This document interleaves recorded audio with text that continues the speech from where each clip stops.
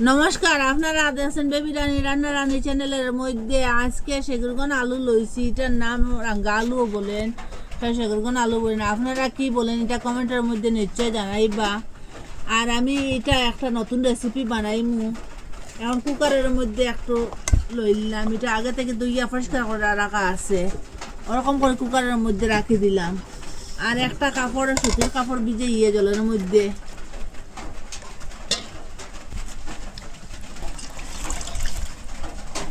একটু একটু ভিজা রয়েছে, এগুলো ডাকি দিমু সুতির কাপড় দিয়ে। এটা আজকে নতুন আর একটা মিষ্টি বানাইয়া দেখাইমু, আপনারা সাথে শেয়ার করবো। আপনারা পুরো ভিডিওটা দেখবা, স্কিপ করবা না। এরকম সুতির কাপড় বিছানোর পরে আর একটু জল দিয়া দিমু, 1 কাপের মতো জলটা দিয়া দিমু। এটা সিটি দেওয়ার পরে এটা একটু আর ঢাকনা লাগাইয়া 5টা সিটি দেওয়ার পরে গ্যাসটা অফ করুন। এটা 7টা সিটি দেওয়ার পরে গ্যাসটা অফ করে দিলেছি। এটা ঠান্ডা হয়ে গেছে, এখন ঢাকনাটা খুলে দেখাই আপনারা। খাবারটা সরাই,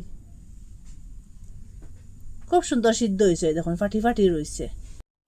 এটা তালের মধ্যে উঠাইলে এটা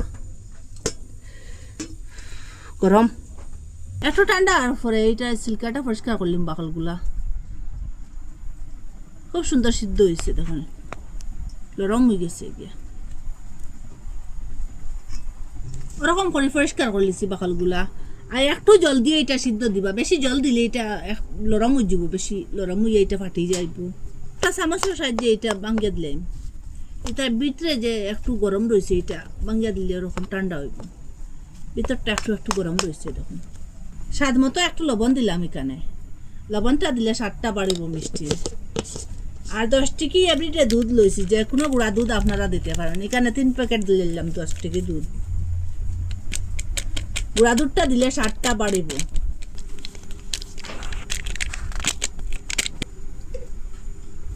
আটার মধ্যে একটু ঘি লাগাইয়া এটা হাত দিয়ে ম্যাশ করবো খুব ভালোভাবে।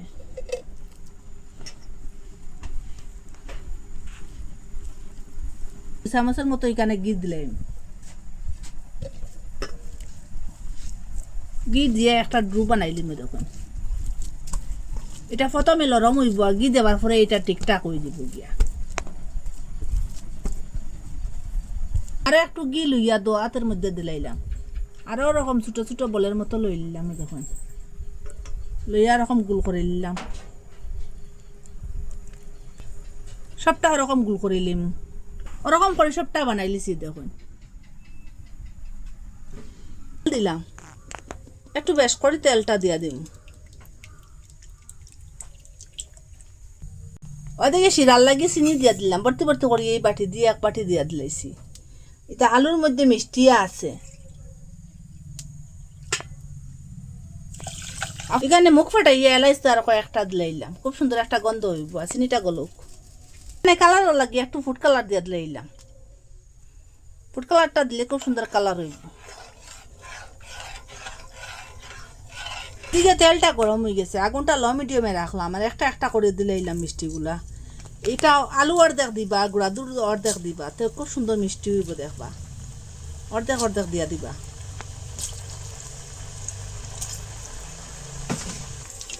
এখন এটা পাল্টাইয়া দে, ওরকম একটু পরে পরে লাড়িয়ে দিম, গুড়াইয়া দিম। একদিকে জলে যাইব গিয়া, ওরকম একটু পরে পরে পাল্টাইয়া দিবা। আগুনটা লো মিডিয়ামে রাখবা। খুব সুন্দর কালার হয়েছে, দেখুন কিরকম হয়েছে।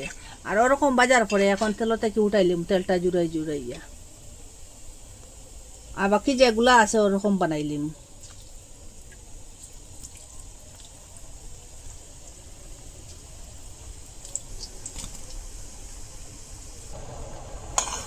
শিরাটা ওরকম জাল দেওয়ার পরে এটা একটা দুরতান না হইলে হইব। এখন গ্যাসটা অফ করে দিলে একটু পাতলা রয়েছে, দেখুন এটা একটু ঠান্ডা হোক দিকে।